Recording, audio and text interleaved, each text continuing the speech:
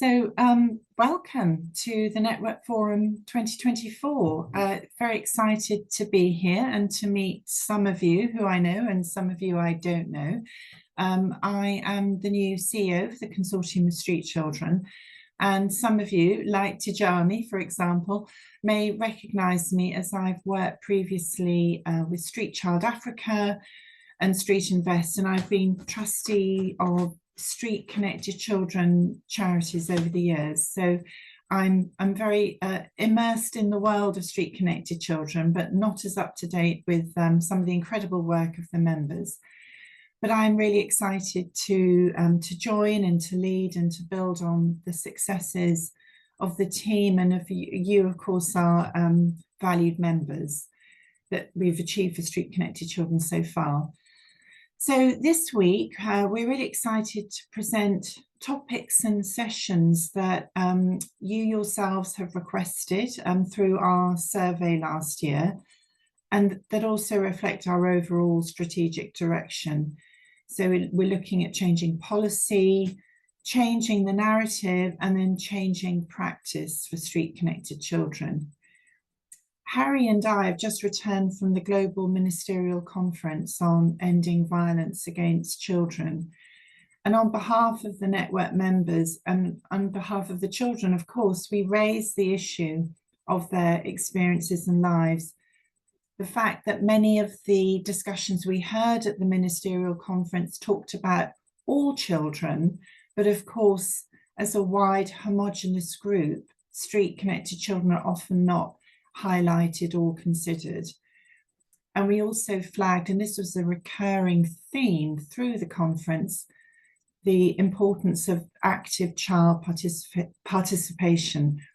And a really simple comment, but very valid, I think, that, you know, we can listen, but children need to be heard and acted upon. We also spoke of the very slow progress to recognise Street Connected Children in national and international policies and child protection frameworks. But we also did take the opportunity whenever we could to champion the real life interventions, adapted solutions for Street Connected Children that you, our members, have been delivering on. So just to quickly say that the network bulletin that will come out next week will give you some much more specific details as how you, our members based in national countries, can make can look at the pledges that your national governments made at the conference and to use those pledges to hold them accountable, and of course to remind them of the inclusion of Street Connected Children. So I'd now like to hand over to Harry Rutner, our Senior Legal and Advocacy Officer, for our session, Creating Change Through Regional Advocacy. Thank you, Harry. Thank you, Felix, and thanks for that introduction. It's set to be a good week of some really interesting sessions throughout the week. So the session today is about changing policy. Before I get into it, as Felix mentioned, so I'm the Senior Legal and Advocacy Officer for CSC. Last week, we had the privilege of being in Bogota on behalf of, 2 weeks ago now, on behalf of network members to at the first ever Global Ministerial Conference on Ending Violence Against Children, which happened in Bogota in Colombia. It was a really exciting event with over 100 member states and ministers from around the globe, and members of the United Nations Committee on the Right of the Child, UNICEF, other INGOs, Save the Children, a couple of CSOs, but most importantly, the child and youth advocates. It really set the stage for the largest discussion on quite a high level of how we can work together as a global network to end violence against children. As Felix mentioned, we were very lucky to see countries pledge some quite exciting and new ideas or interventions on how they were going to end violence against children, proposing some really promising interventions that they had trialed or that they were hoping to trial. And while this is a very exciting next step, there's a lot of work to be done for us. And before we get into the session, I just wanted to note that as CSC and as network members, it's now our time from after the conference to hold these countries accountable to their pledges. And we will send out a blurb about this in the next couple of weeks on our network bulletin. But we do want all our network members, and we will be doing the same, to hold governments accountable. So to look at the pledges on the website, which we'll send a link to, and ask governments if they made a pledge, how will they uphold this pledge? How will they include street-connected children? How will they ensure that these interventions are implemented? And if they didn't make a pledge or weren't part of the conference, why not? Why is that not part of their agenda to end violence against children? So as I mentioned, we'll send out more information about that to the network in the coming weeks. And we really hope that if you have any questions about it, we're more than happy to help once you've seen those pledges to hold governments accountable, because now is the time to strike when the iron is hot, as they say.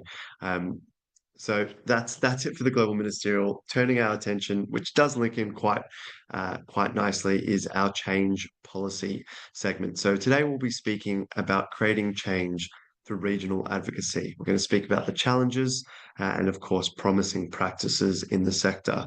And we've got some really fantastic speakers today. We've got Gabrielle Szabo from Save the Children, who's the head of evidence for quality and sustainable development in the United Kingdom. We've got Tijani Mahmoud, who of course is from Muslim Family Counselling Services, one of our network members. He is the manager of the Street Work Program in Ghana. We have Maksud, A.K.M from Grambangla, Unnayan Committee, and Riaz as well. Maksud is the executive director in Bangladesh. So today we'll hear from all of them, and we'll also hear from you. We will have breakout rooms at the end of this session where we want to speak a bit more about your experiences with regional advocacy, what's worked, what hasn't worked, and hear, I guess, the trials and tribulations so we get a better understanding. The purpose of this session is to understand a bit more about how regional advocacy can work, why we've decided to look into it, and understand where to next. We're not proposing solutions. We're still very early on in this process of using regional advocacy, but we want to speak about what it can do and why it might be a good strategy or theory moving forward. So before we get into it, I thought it'd be helpful to set the scene a little bit and discuss about what regional bodies you may know. So Ellie, if you don't mind moving to the next slide, we've got a poll here that I'll also post in the chat. A quick Menti, which is just a poll where you can write in answers. And I just want you to list any regional networks that you're aware of.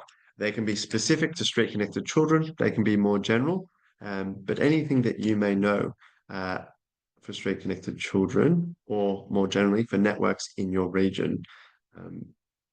Just checking if anyone can feedback to me that you're able to click on the Menti and go through to the poll, submit your answers.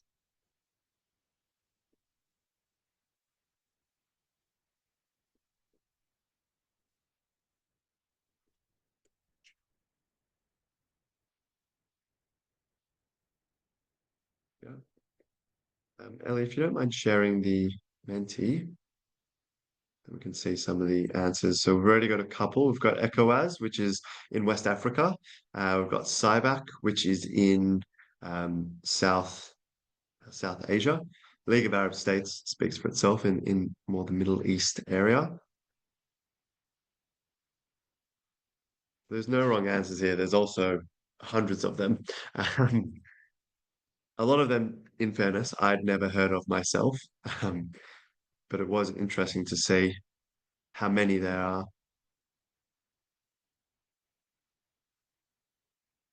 Any other ones that anyone has heard of?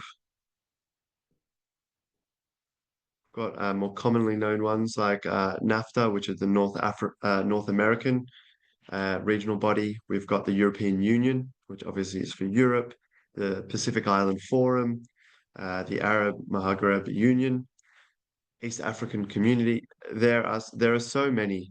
There are so many different ones. Yeah, the South to South Network, African Union. Yeah, that's another one. Yeah, there's been a few there as well. ECOWAS, ASEAN, AUEA. So as you can tell, there are so many, and maybe we'll go back to the slides now. This was just to give an idea of that there are a lot of networks out there. This is, that we've put on the board. There's about 10 from a list of possible hundreds. So suffice to say, there are a lot of regional networks out there, and they do some amazing work. But at this time, I guess the regional approach isn't one that we've really looked into as much. So I guess the first question is why a regional approach? Ellie, if you don't mind the next slide. Thank you. That's just some examples of different ones. We've got ECOWAS there, NAFTA, European Union, CIVAC, and then the Pacific Forum.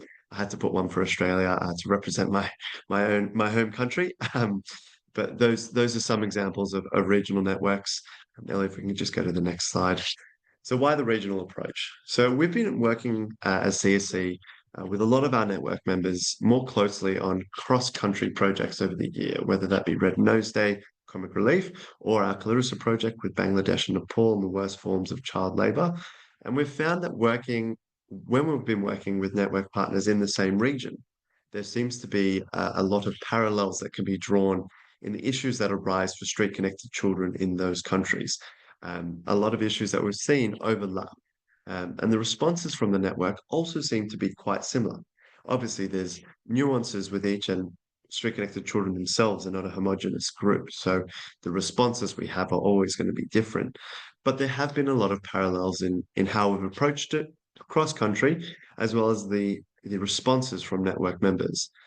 And we've found that the strength of our network members is in their locally led advocacy. The work that you do on the ground has been the strongest work that we've seen. So we got to thinking, how can we use this locally led advocacy on a wider scale? How can it relate to the other countries in the region? How can we share knowledge, share practices, and engage in joint advocacy? And how can we better collaborate on issues that are across the region to give them more of a voice? Now, historically, in advocacy, we've supported network members on a local level and supported with more domestic style advocacy. And obviously, we've engaged in more international advocacy, doing submissions at the UN. But recently, we've seen that there's been a change in the international landscape. Global politics has been more greatly impacted uh, in by the international agenda. So there's been a lot of more of a focus on armed conflicts or children armed conflict, the environment, and children in digital technologies. They're front of mind. And even though street connected children are a big part of that, they overlap with all those sectors and topics. What we saw from the global ministerial, as Felix mentioned, is that street connected children weren't on the forefront, even though they align with a lot of these key points. They weren't front of mind when we were speaking about these issues. Um, there's also been a move from decolonization of aid, which has been meant that local decision makers are given more power to make decisions for their own country, which is great, but it now means more than ever. Local organizations are given the power to make change at a domestic level. So we thought this was a good time to try and work on that regional sphere, below the international, above the domestic, to harness the power of our locally led network members and use the understanding that we've had from international advocacy to work on issues in the region. We also thought, in terms of the change, there's a real strength in numbers, and we've seen that most recently. Just last week, we had a fantastic outcome at a case of ECOWAS in West Africa, where we were able to provide an amicus brief that was implemented and put together by harnessing network members' opinions from the region. I think that was in 2022 for a hearing in 2023.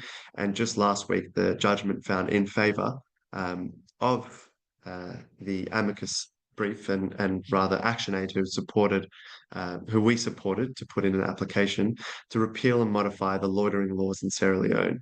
So again, putting more voices behind that issue, I think really helped to put forward a really strong case that eventually led to a positive judgment and then hopefully a real change in the legislation in Sierra Leone. And we'll be sharing some more information about that case next week after the network forum.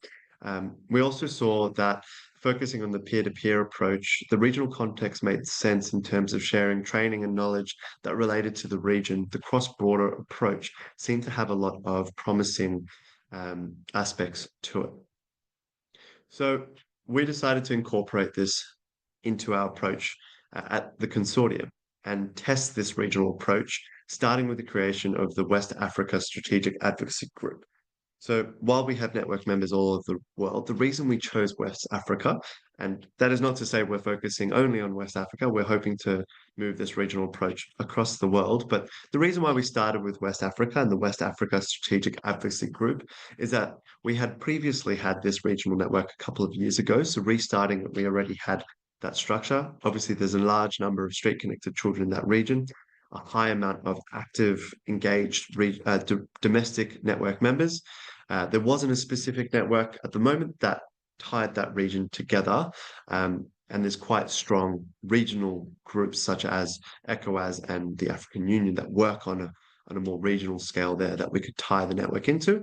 And that was also based on our regional analysis into West Africa and learning from the Red Nose Day grant and partners in the region. So our vision is to trial this regional approach, and we'll hear from Tijani today as well, who's part of WASAG as it's known as an acronym, so the West Africa Strategic Advocacy Group. And our idea is to use this approach and then roll it out across our network and feed it down into the domestic context and then back up into an international level. But for now, what we wanted to speak about today is your views on regional advocacy, whether you've heard of it, whether you've used it. If you haven't, why not? If you have, why so?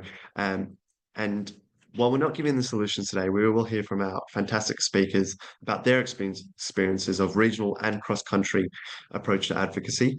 And then we'll go to the breakout rooms and hear from all of you. So thank you again for joining this session. And to start off, I'm very excited to hand over to Gabrielle Szabo, who's from Save the Children, who will be speaking to us about regional advocacy and the opportunities and what we've learned. So Elle, if you don't mind, just, onto that slide. And Gab, I will hand it over to you. Thanks so much, Harry, and thank you to whoever's controlling the slides. I guess I'll just let you know when to move through them.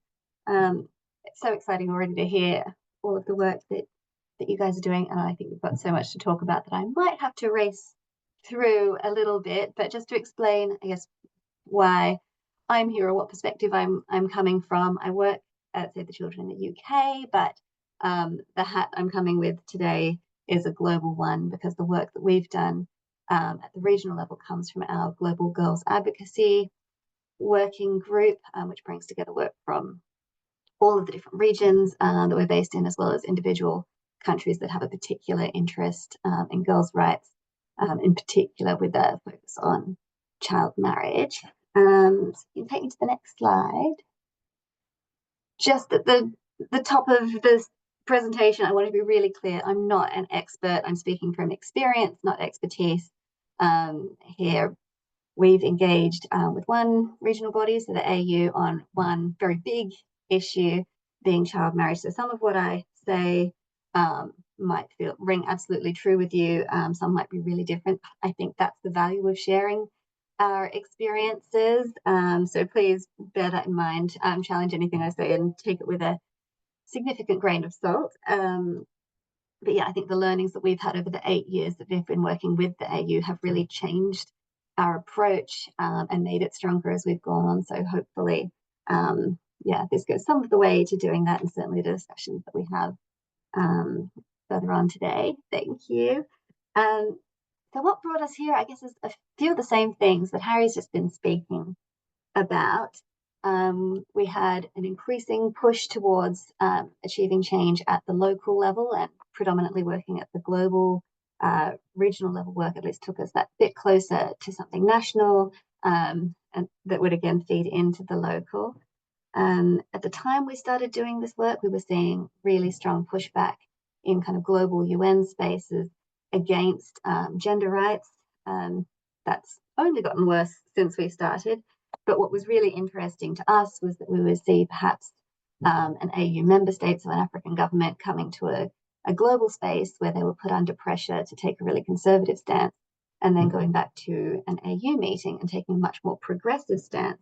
And not just, for show, they were making changes at the national level as well. So we wanted to go to where we were seeing that progressive change happen. And I think another really important kind of catalyst for us getting involved was the success of the AU campaign to end child marriage. So that was across AU campaign, but we saw it followed by country after country making national level change, whether that was changing their legislation or introducing what most countries have done now, which is national action plans to end child marriage. And so that seemed like a really fertile space for us to be getting involved. Next slide, please. Thank you. So really, we've worked on 2 projects through and with the AU. The first was on developing a kind of a monitoring and accountability mechanism to look at how those national action plans to end child marriage were being implemented. And the second one is ongoing, and that was to develop a costing framework for national action plans on child marriage. So far with that, we've done some research and budget analysis that showed, as we suspected, that national action plans are really underfunded. But really importantly, also told us that governments actually didn't know how much budget was being allocated to these efforts, partly because this work happens across multiple budget lines. So it's quite difficult to do those calculations. And that meant there was a real demand from governments for support on this. And we were able to work with those governments and take this request for support around costing to the AU Girls Summit, which brings together all of the member states and has an outcomes document that we were able to get a commitment to improved costing processes and to working together with a whole range of partners to do that. Since then, we've gone back and worked with AU technical bodies and with governments and other NGOs to develop a draft costing framework that we're now piloting Zambia and Sierra Leone. The hope being that those countries will see its value and also reshape it so that it's a stronger instrument. And then we can go back to the next AU Girls Summit with those champions to kind of encourage other countries to endorse that tool and to get it added to the guidance for how the African Charter on the Rights and Welfare of the Child is actually implemented. And so that sort of process of getting endorsement of an idea, going back and working together with countries and AU technical bodies, and then coming back for kind of political endorsement through something like a summit, as well as building an approach into that technical side, making use of human rights instruments at the AU level, I think is a sort of a roadmap that many different advocacy issues could follow. Next slide, please. And we've seen some real benefits from that. I think a lot of these won't be hugely surprising to you. Definitely scale and expertise, so the ability to bring kind of depth of technical expertise that sits within those AU bodies, not just to one country, but to 54 countries all at once is extremely valuable. I think very often we'd seek, say, an individual consultant to work on one country to develop that sort of guidance, and then another, and then probably run out of money. Whereas, here we're able to bring things like the Common African Position, which guides what policies should include, a model law, all of that expertise to all of these countries at once. And that efficiency sort of begets further efficiency, because when you have a common starting point, you also have common next steps. And that's what we've really tapped into with the costing framework idea, because all of the national action plans used by AU member states are based on similar guidance. It's relatively easy to create something that then works for multiple countries at once. But I think when I wrote all of that down, my first thought was like, oh, but isn't that the point of global processes? Like, aren't they 3 or 4 times as efficient then? And I guess I would say, yes, but maybe you are reaching 196 countries with a single document. But the difference that we've seen in the AU is a level of buy-in to those processes, even when we have an equivalent global UN process that has regional steps. So we'll have much more media coverage and much more of governments feeling accountable to an AU process than we'll often hear with, say, the Africa regional meeting on the way to a global UN meeting. And we also see a lot more of states turning to AU guidance than we do to the global guidance, if it exists there, maybe feeling that they believe more in the process, or that it's better tailored to the region. And finally, I think we've also found it much easier to access and influence change makers through AU processes, partly because there's less competition, I think, than a global process, but also these processes are still working the way that they should to drive change. So you'll see year after year building on agreements that were made the last time, whereas when we come to global meetings, particularly on gender equality issues, we're spending all of our time just fighting to hold on to past wins against backlash, and that makes the AU a much more kind of powerful space for creating change right now. Next slide, please. And I don't want to sugarcoat it. That sounds like everything works beautifully. It's not perfect, but I think a lot of the challenges that we've seen stem from a lack of funding, like a serious lack of funding for just basic functions. And one of the bigger challenges we've noticed is things just take a really long time. The win that we had around an accountability mechanism took 6 years. And 6 years, you know, is like 3 strategic cycles for us. It's 6 years of fighting to hold on to budget each year that maybe hasn't been used, and trying to convince your organization that this is still happening. But I think that 6 years was really worth it. A lot of the pushback that we had that make things take so long came from technical bodies saying we just need more time to build buy-in among states. And I think that's why we see a greater degree of implementation among those states. So that time does feel a worthwhile investment. We just need to change the way that we are working. More recently, I was kind of surprised to see just how dependent big moments like summits are on being funded to happen at all. So we have an AU Girls Summit scheduled for this year. The first meeting is handing around an Excel sheet looking to see which international NGOs can fund things like translation or even flying government ministers in. And if that funding doesn't get there, the event just doesn't happen. So that decision-making point never happens. And when you spend the money, you do get better access. I think a lot of people kind of are a bit irked by that idea of buying access, but I would say that happens in global processes too, maybe just in different ways. But what is really challenging is building an advocacy strategy around an event that you don't know will happen, particularly when, to come to that next point, there's so little publicly available information on websites from the AU. So unless you're an insider, you just don't have that knowledge of what date should I be looking for, what meetings could I get involved in. But what we have found is when we get invited to meetings, you're really included, you get invited back, they're really open collaborative spaces. And so I will finish up now, but it occurred to me that one of the best ways that a network like this can work together is just by sharing what we know, sharing invitations, sharing dates and that inside information that we get, because that one meeting might be the entry point to a whole world of other relationships, that we can make the most of. So long as we have people there on the ground to build those relationships and invest in those. But yeah, in that spirit of sharing, I can finish up there, and I'm really looking forward to hearing what everyone else has to say from their experiences as well.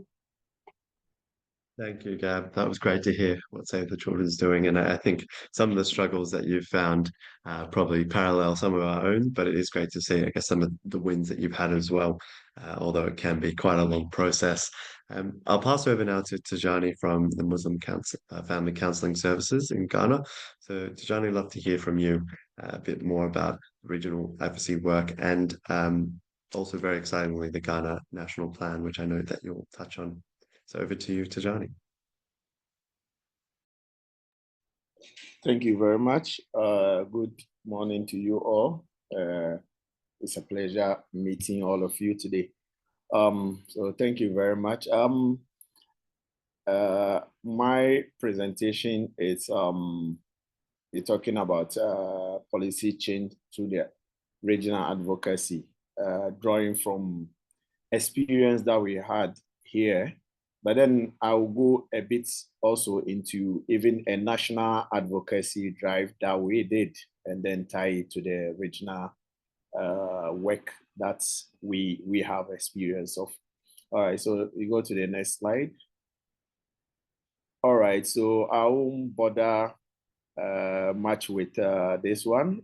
We all know what advocacy means. Yeah, let's go. Yeah, so when we are doing activities or we are trying to influence policy, but this time the target is more like at the regional level. And I think the previous speaker has said much about the benefit of it, because even currently a lot of funders or funds are geared towards a regional or cross-border kind of work, because the benefit is enormous. Once that one goes through, it means policy changes will happen over a bigger area than just within your in-country or within a small level that you are. Next. So then before we go to the national, let's look at, because sometimes before you go to the regional level with your advocacy, you might have started something at the national level. And there are a lot of advocacy issues that are started at the national level. And when you achieve success, sometimes it doesn't go to the regional level, or sometimes the results of it is used as a case study at the regional level. So let's look at what we did with the 5-year strategic plan in Ghana. Yeah, so this the idea of developing a strategic plan came as a result of the understanding that there isn't any much policy framework to deal with the issue of street-connected children in Ghana. There are a lot of policies that are being developed, but a lot of the times, the policies tends to be generic for all children.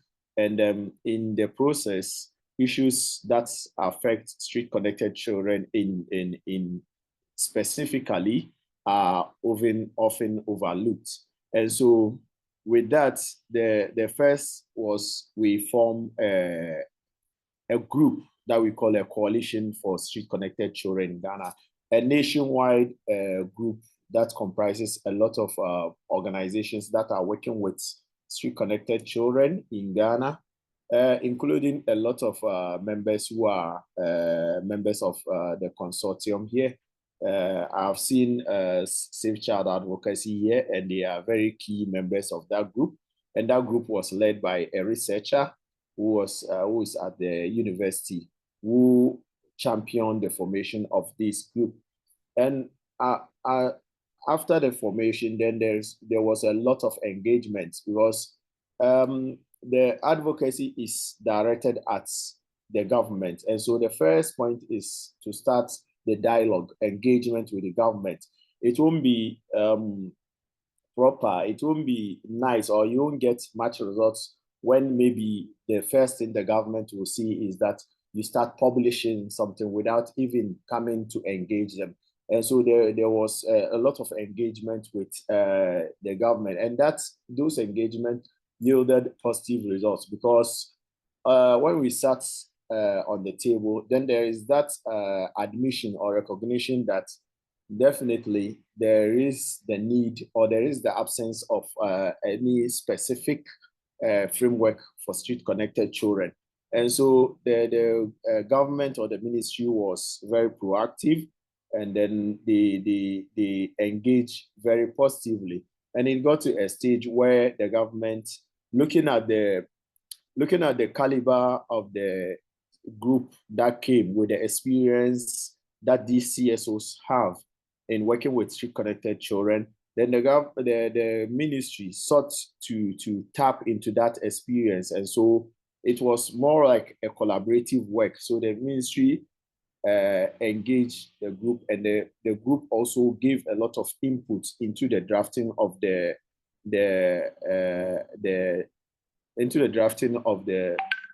strategic plan. And then there were back and forth review and comments, and then review between the government and the group. And then finally, the final work plan or the final strategic plan was adopted by the government, and it was launched this year. And that strategic plan was, or is supposed to start from 2024 and end in 2028. That's an example of an advocacy. It wasn't a widespread engagement, talking and action and all those things on the quiet, but it's really proved effective because the engagement was very solid and everything was okay. I will go to the next slide.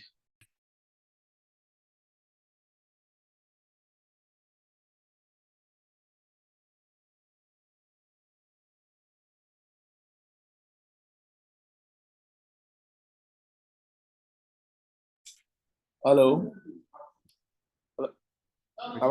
We can hear you, Tijani. Okay. So on the other, at the regional level, we also have another case study was the formation of West African Alliance for Street Connected Children. So we have this network that's promoting child-centered right approach to working with street connected children, which we call the Global Alliance. But then we have the West African group that's also focused on building a network that is supportive of the members so that they can advocate even in country and then across the West African region to ensure that we target government policies and target to make a change in policies that affect street connected children. And so as part of the work that the West African group is doing includes a lot of capacity building in country to the members of this network. Next.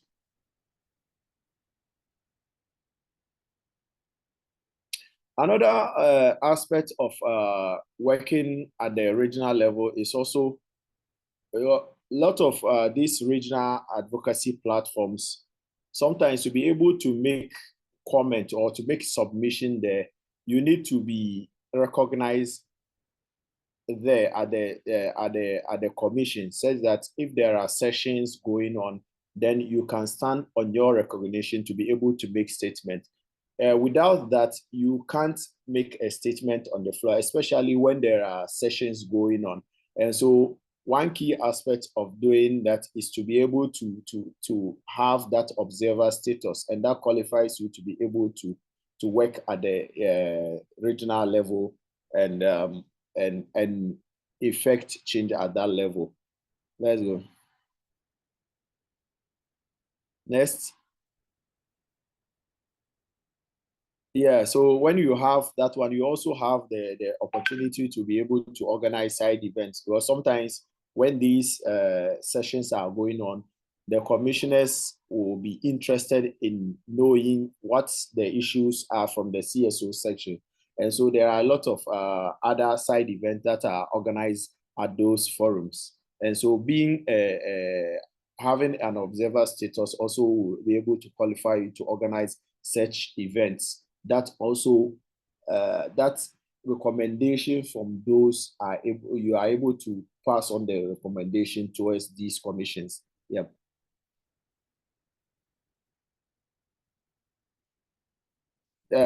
Yeah, go on. So when we're talking about the regional advocacy platforms, I know this question has been asked, and a lot of us have quite a considerable knowledge of these platforms. Some of these platforms include, you can have at the AU level. Let's go. Next. At the AU level, there is the first one is the Pan-African Parliament, where you have your representatives, where you can talk to your representative, because members of parliament are drawn from all the African countries who become members of this Pan-African Parliament. And so through your recognized members of these parliaments in your own country, you can work through to get your issues raised there at the Pan-African Parliament. Another advocacy forum includes the African Commission on Human and People's Rights. And this commission is based in Banjul, Gambia.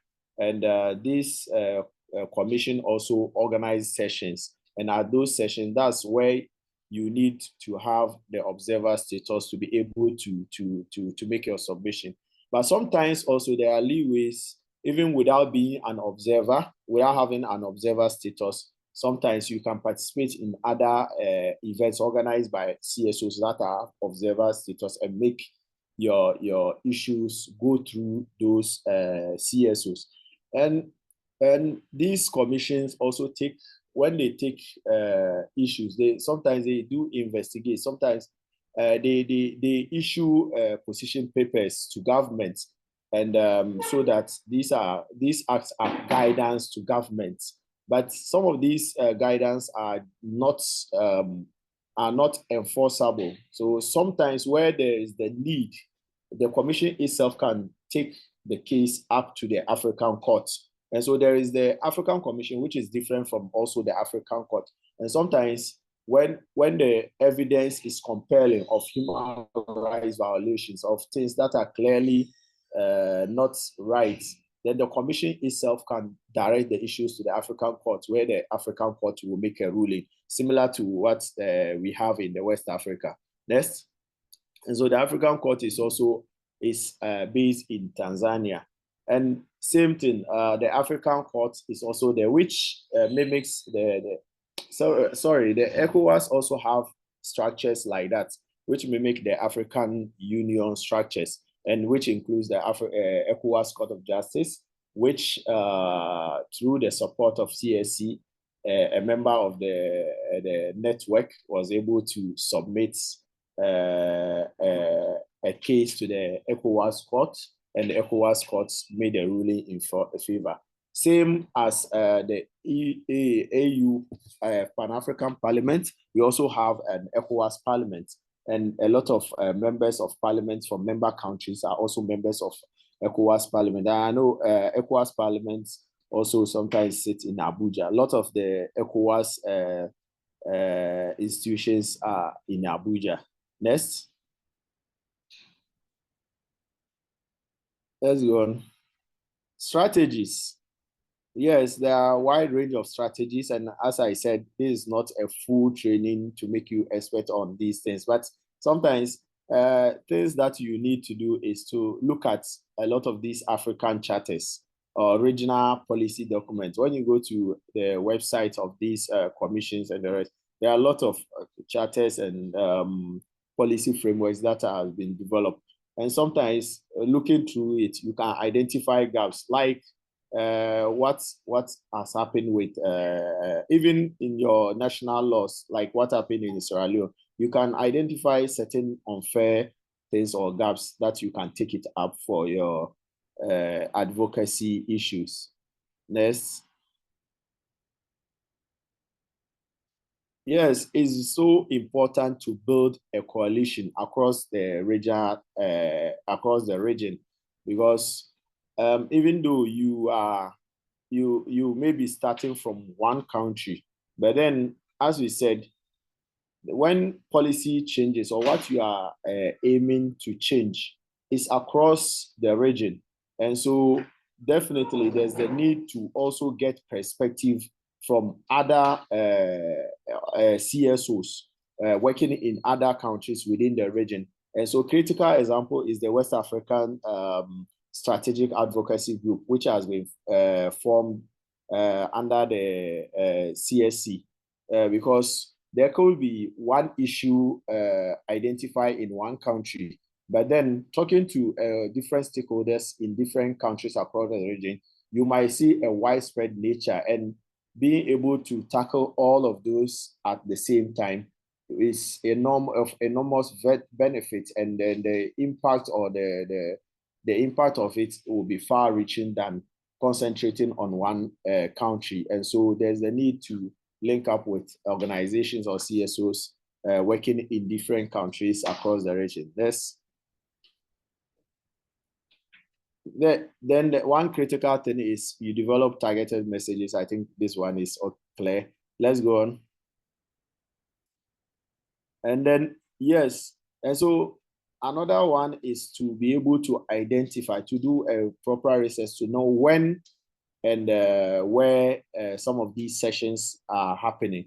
ECOWAS parliaments have their sessions, they sit.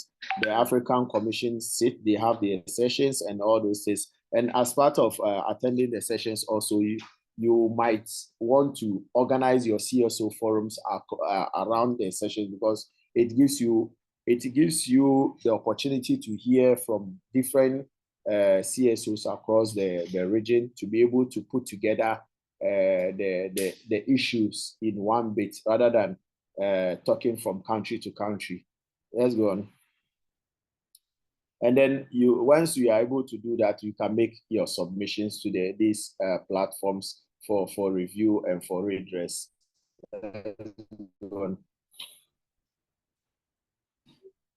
Next, and then another, yes, you can send your submissions for these commissions to look at it. Sometimes you might also put it in the form of a petition to the regional and international court, as was done at the ECOWAS parliament, at ECOWAS courts. Next.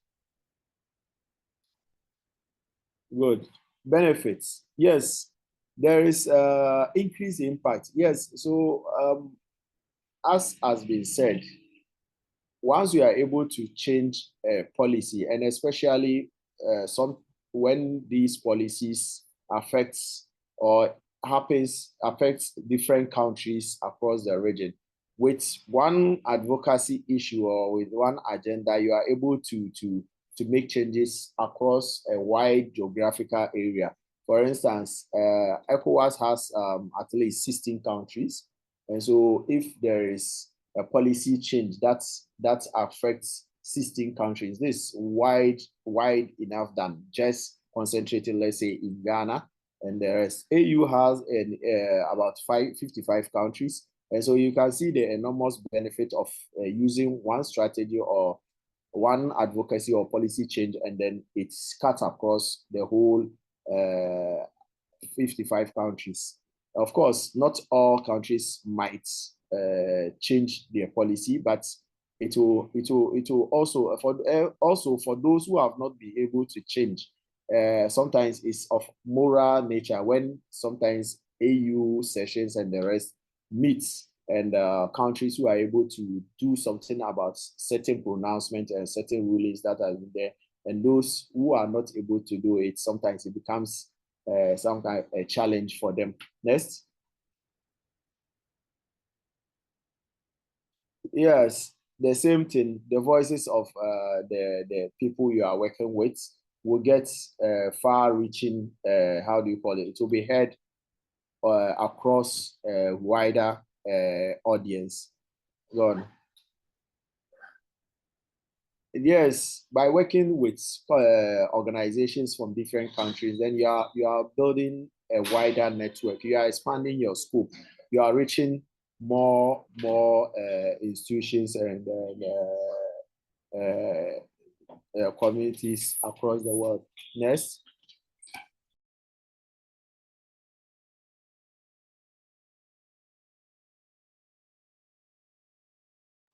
Hello, sorry. There are challenges, and key among the challenges is issues of resources, because there is a lot of resources that you need to be able to be working across different countries, and to be able to be following up of sessions of these regional platforms. Because where they are having sessions in one country, you might have to go there and then organize sessions in a whole different area. And also linking up with CSOs from different countries. It's resource constraint, challenge. And so you need be able to get considerable amount of funds to be able to do such advocacy. Next. Yeah, sometimes also what you think is the priority of one government might not be the priority of another government. And sometimes even the government at these regional levels, they might have different priorities. Sometimes whilst you are talking about street-connected children, they might be thinking about maybe terrorist attacks. Maybe I be thinking, for instance, in West Africa, now some of the preoccupations include jihadist movements, terrorists, and in the Sahel, and the breakaway and all those things. Sometimes it becomes a challenge to bring them to a common level. One government might be able to listen to you, yes, maybe, because it might not be having a challenge in one area but others could be preoccupied by some other things. And so it's sometimes a challenge to get a lot of government to be listening to what you are saying. Next. Yes, there's also a huge bureaucracy. I think in the beginning I was talking about even to be able to get an observer status there. And then sometimes when these platforms, they want to have sessions, the processes of making your submission, it's not like an open kind of forum that is organized there where you can just sit there and start talking. Whatever you need to send your questions. You need to be able, these questions need to be looked at, and then they need to approve and then give you a session. For instance, at the last African session of the African Commission on Human and People Rights that I attended, sometimes the CSO were given just 3 minutes to make your presentation. And then within the 3 minutes, sometimes the state parties are also given some time to respond to you and the rest. So sometimes before you can be able to even get there, and when you get there, even the amount of time that you are given is also very limited. Let's go on. I think, thank you. I think this the end of my presentation. Thank you very much. Thank you very much, Tijani. I really appreciate that. It was great to hear, I guess, the work being done on the ground. It seems like a common theme of challenges is resources, and the priorities of government is a really interesting one as well. I'm going to hand over to Maksud now to speak more about the context in South Asia. So Maksud, handing over to you. Thank you, Harry.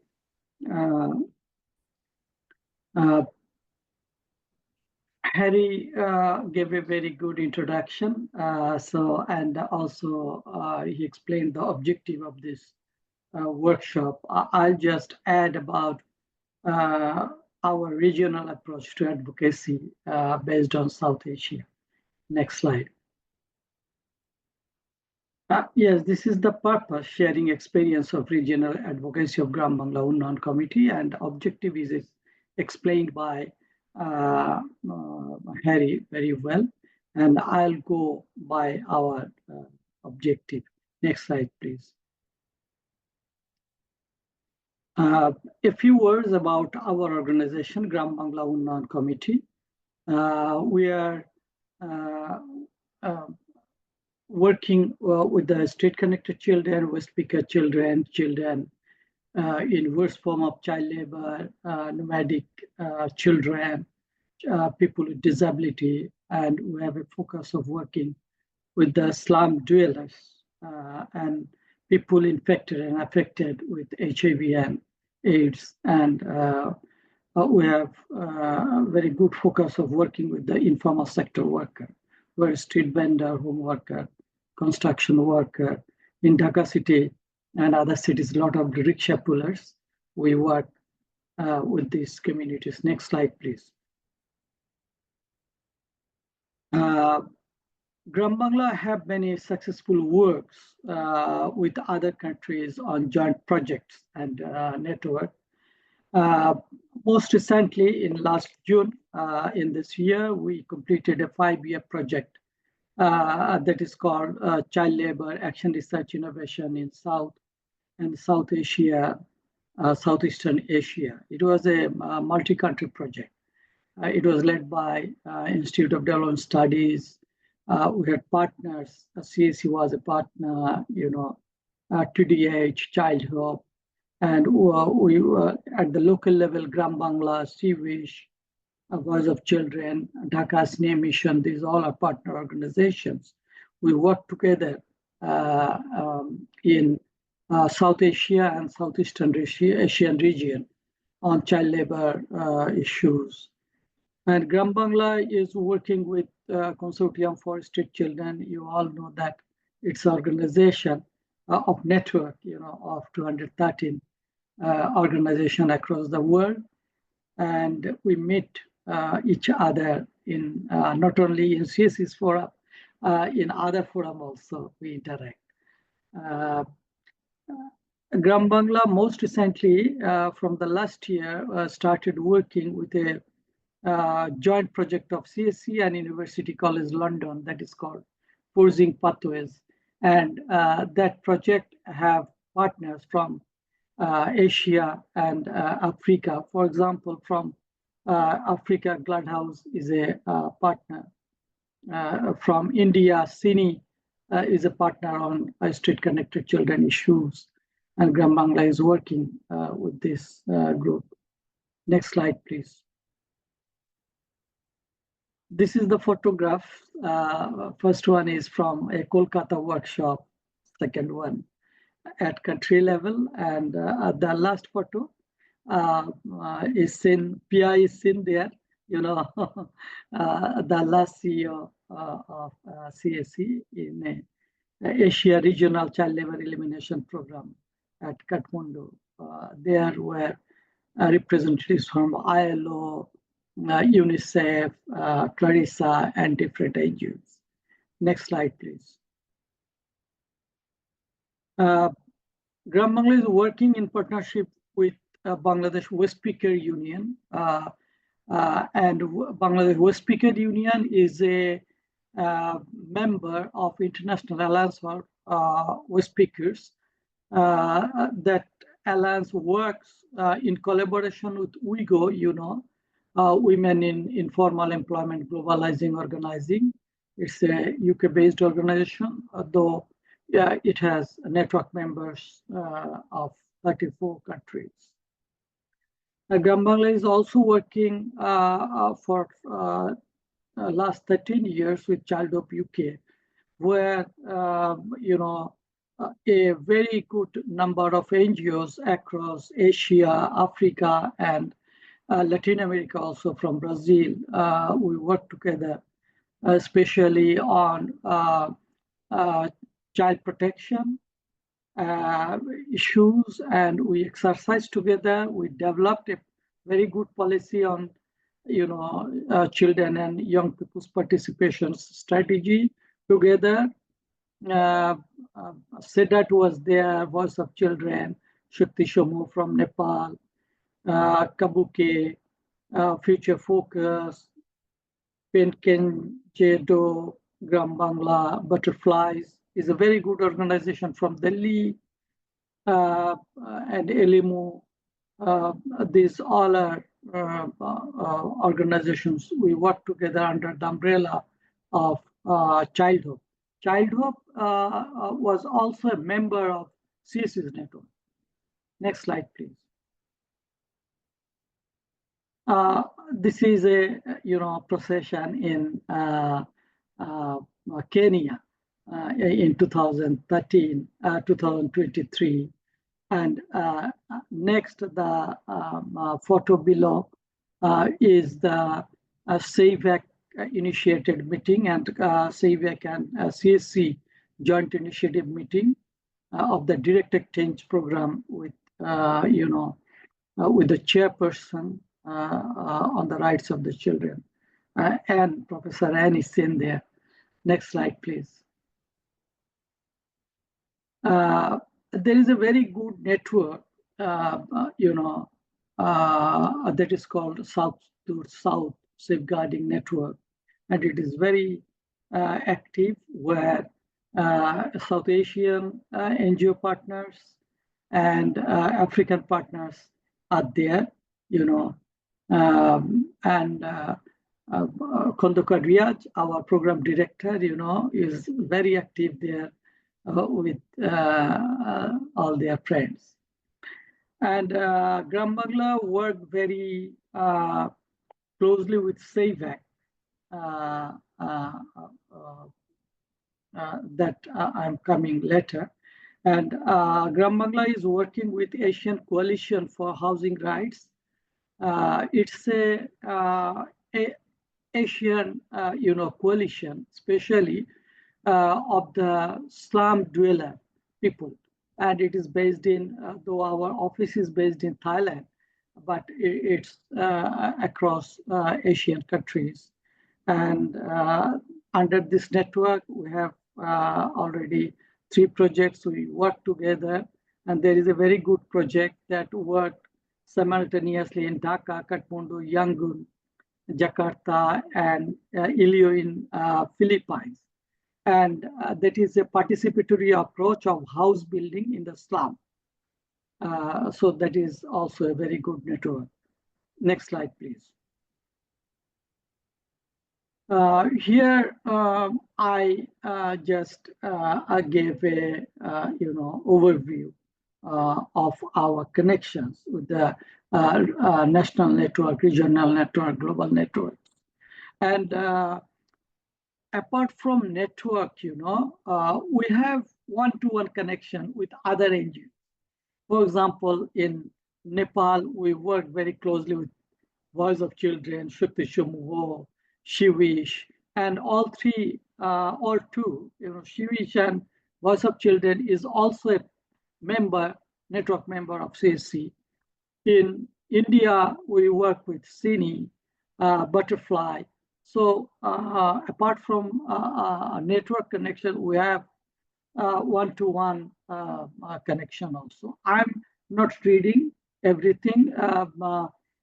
Harry, I'd like to request you to share these slides if someone wants, And thanks, Maksud. Yeah, in Bangladesh level, for example, we have a lot of connections at the national level. We have a very good network of Bangladesh Shishu Adhikar Forum. Shishu means child rights forum. There, more than 300 NGOs connected. There is a very good child rights advocacy forum, child rights advocacy coalition that, prepare NGO position paper for the UPR, they conduct UPR. And Street Child Task Force, we work, as an NGO with the street children. Street children are the leaders of that network. And apart from that, we have, we work with the forum with the people of disabled, and different forums at the regional level. CSC actually very effectively, created an environment to work through SAVAC. SAVAC is a SARC-based. SARC means South Asian Regional Cooperation Organization of the 7 states of South Asia region. And government, it's many government representatives represent there. And with them, CSC organized a very good direct exchange program of the street children, between street children and chairperson of the UN Committee on the Rights of the Children in Bhutan, and that was a very good program. And we have still very good relation with SAVAC, So next slide, please. Yeah, I told about that CSC took the initiative and SAVAC worked together very well for a direct exchange program in this February. And in January, and February, February. A good number of NGOs, especially who worked under Clarissa, they organized a exchange program with FCDO, ILO, UNICEF, Innocenti, and UNICEF Rosia to discuss about the regional progress of child labor program. And it was a very good network. Next slide, please.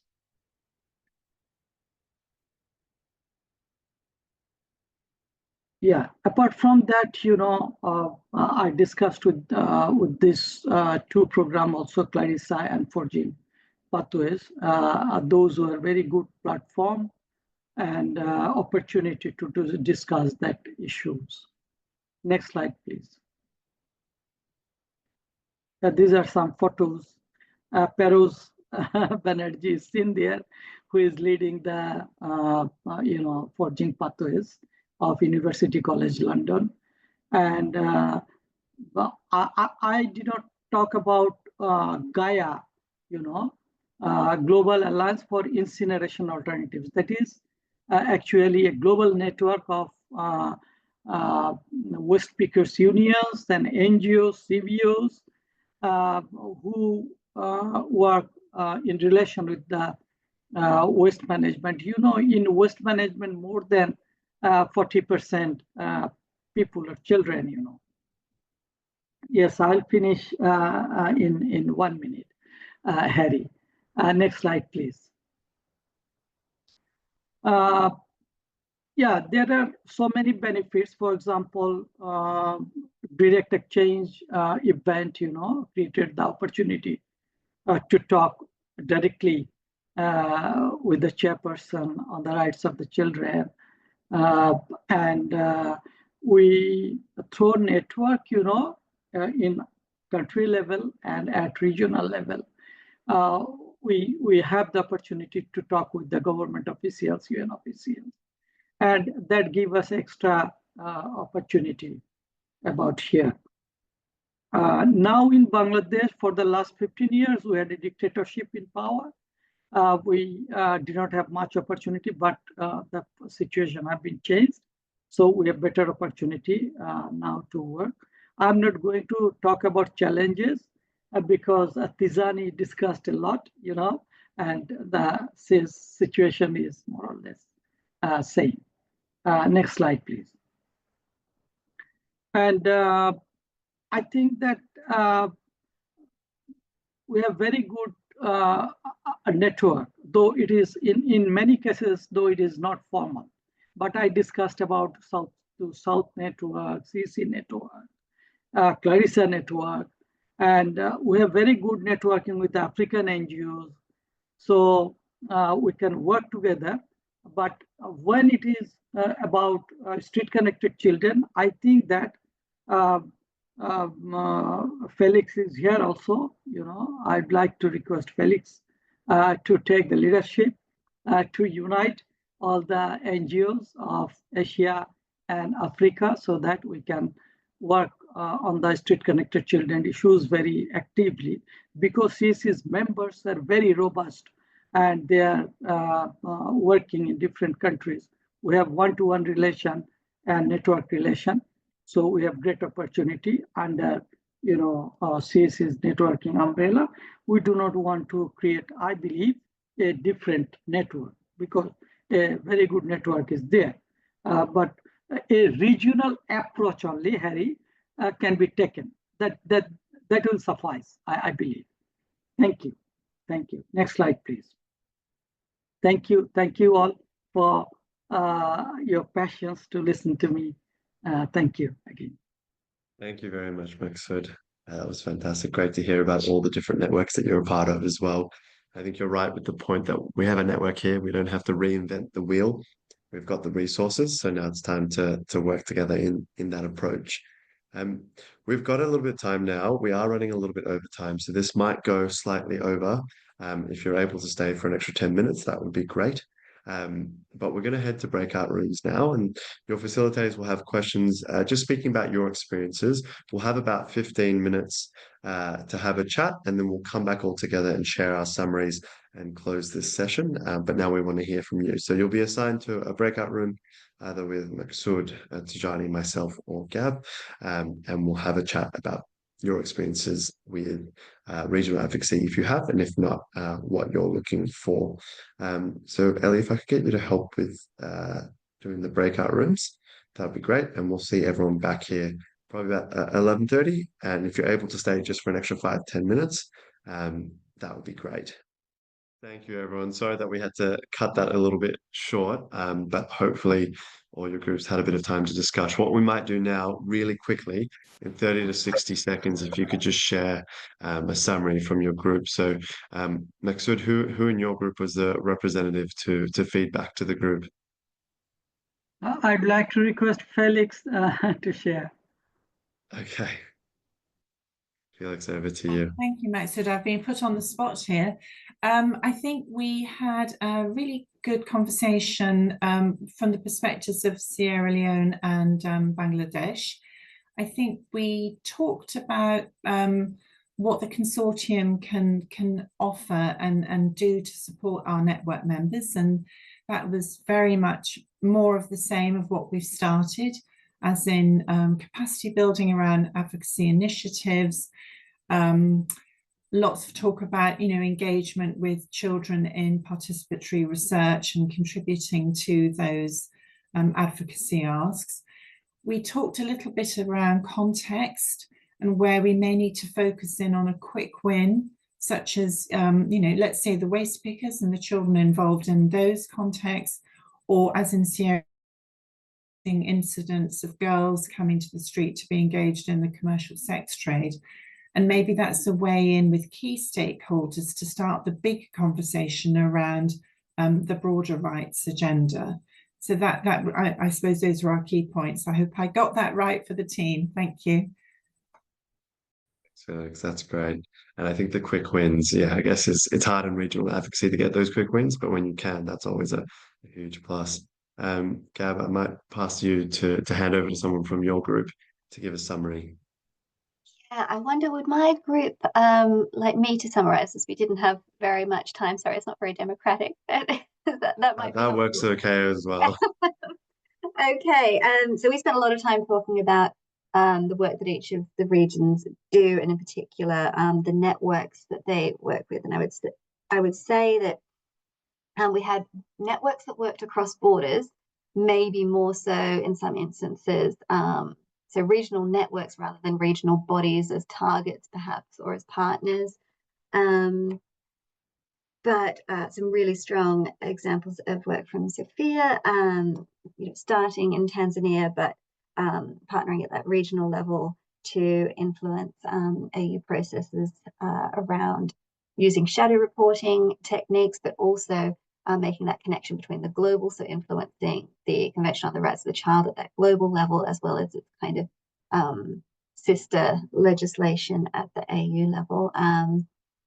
We didn't get to hear anything from Morris, I'm sorry, but something that also came out from all of the groups was that common challenge and potential solution that legislation presented. And so I think there was a really clear line as to how we could work with common laws and similar challenges on that front at that regional level, and leveraging the linkages and maybe the real strength of relationships that we have at the national level with legislators as well.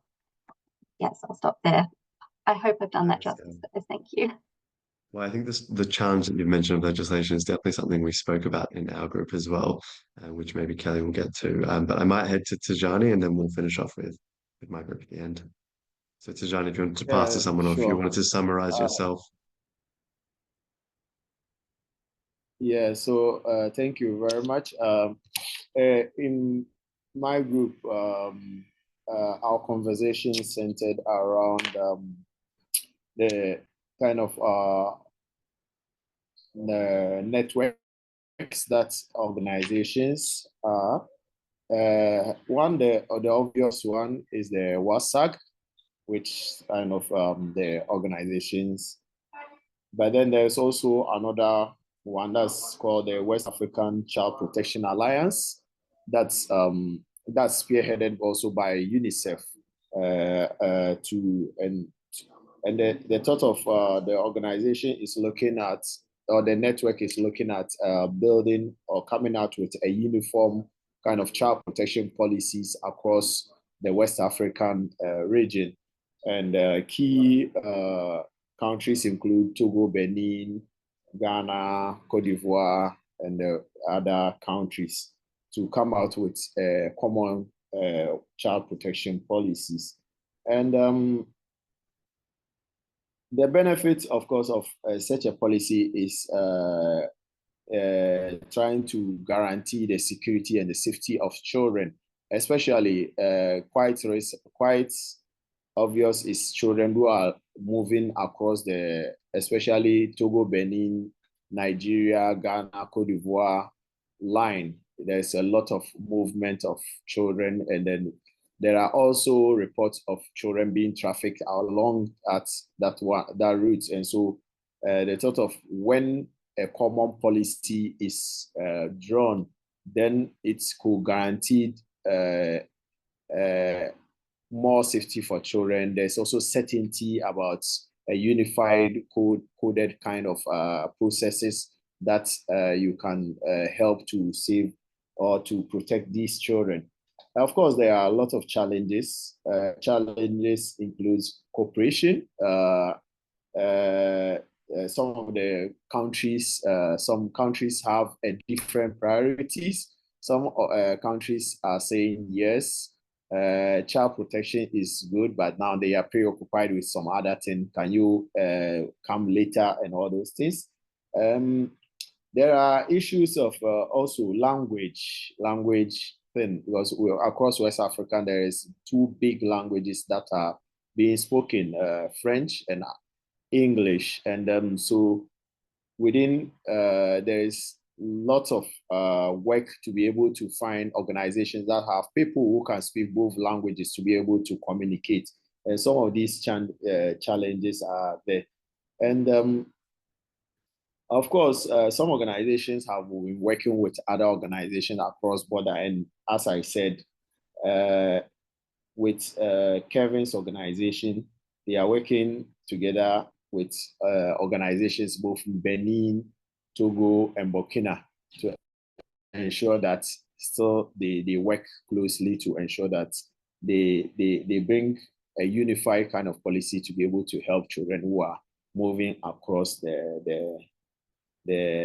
these borders.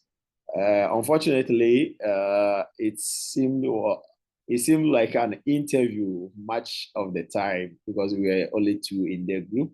It was later that one member joined, and then so we didn't have much time. Glad to get those insights, though. I think, as Gab also put in the comments, and as Tijani, as you noted, I think the moving across borders is a really big highlight in trafficking of how important the regional approach is. We'll just finish off with Kelly now for a summary from our group about what we spoke about. Yeah, so we had representations from Ghana, Kenya, and Pakistan. We acknowledged that sort of major key activities within the regional work being done is probably around shared knowledge primarily, advocacy, and alignment in strategy. So a big part of the sort of shared knowledge is really bringing together experts and community leaders, practitioners, to exchange and foster ideas and evidence-based solutions, and encouraging a unified approach to addressing the issues. And then we looked at the challenges, and there seems to be quite a lot noted, and some really sort of similar things that were being mentioned around funding, especially funding limitations, many organisations lacking sufficient funding to sustain the partnerships or the work being done, money not trickling down from national level where there have been allocations or funding for street connected children work, particularly when trying to scale up any efforts. That's really difficult in terms of funding. And then we looked at the corruption within countries, sometimes the under provision through corruption, and then complex social needs and social context. We looked at various different things in terms of mistrust between stakeholders, power imbalances, how citizens view and perceive street connected children still, the stigma around that, which is a massive barrier still, even years down the line of localization, and the policy graveyard situation, the inability to see and implement action, particularly when things are happening at a national level, and bringing it right down to grassroots, embedding that into local and regional efforts. So there was quite a lot, and despite all the challenges, I guess we noticed there were still a lot of good work happening in the regional level, but there's still room for a lot more to happen. And I think the last thing that I noted down as well was the dysfunction or the misalignment between the public and private, that lack of successful partnership or communication. We need to involve the governments a lot more, and be able to see sort of more coming from top down. Thanks, Kelly. Yeah, I think that's a great summary of what we spoke about. While there's a lot of promising practices coming out of the regional approach, obviously we're aware of the challenges as well. We've run out of time, so thank you for everyone for joining today. I really appreciate you all being here. Thank you specifically to our speakers. So Gabrielle, Szabo from Save the Children, Maksud, A.K.M from Grambangla, and Tijani, Mahmoud from Muslim Family Counselling Services. It's great to hear all of your insights and to share your experiences as well. I think the breakout rooms are really interesting to hear what people are working on. We'll continue to keep you updated on the work we're doing in the regional sphere, and we'll share those slides and resources with you as well next week. But I want to thank everyone for coming to this first session of our network forum. We do have 4 more sessions this week. Our next session is tomorrow at 10 a.m. GMT, which is changing the narrative, supporting children's participation and leadership, which should be a really great session on child participation. So we hope to see you all there tomorrow. But thank you again for coming today, and the work that you're doing in the sector. It's always a pleasure.